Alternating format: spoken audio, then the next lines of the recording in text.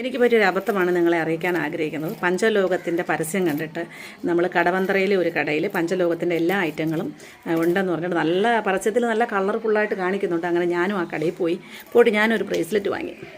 ഇതാണ് ബ്രേസ്ലെറ്റ്. ഇത് കറുത്തിരിക്കുക. അതുകൊണ്ട് ഇത് രണ്ടായി. ഇപ്പോൾ ഇടുന്നതിന് മുമ്പ് തന്നെ അത് പൊട്ടിയും പോയി. നഷ്ടമായത് 850 രൂപ. അപ്പോൾ ഞാൻ ചോദിച്ചു, പഞ്ചലോകം എന്തിലൊക്കെ ഉണ്ടാക്കുന്നത്, എന്തൊക്കെ ചേർന്നതാണ് പഞ്ചലോകം? അതുപോലും അവർക്കറിയില്ല.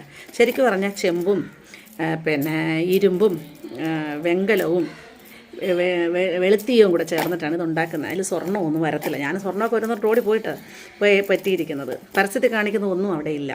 എല്ലാം ഒരു അച്ചിലുണ്ടാക്കി കുറേ വലിയ മോതിരം, വലിയ ആണുങ്ങളിടുന്ന പൂണുവള, ഇങ്ങനത്തെ കുറേ സാധനങ്ങളേ ഉള്ളൂ. നമ്മളൊരിക്കലും ഇങ്ങനെയുള്ള പരസ്യങ്ങൾ കണ്ട് പോയി പെടാതിരിക്കുക, ശ്രദ്ധിച്ചു വാങ്ങുക.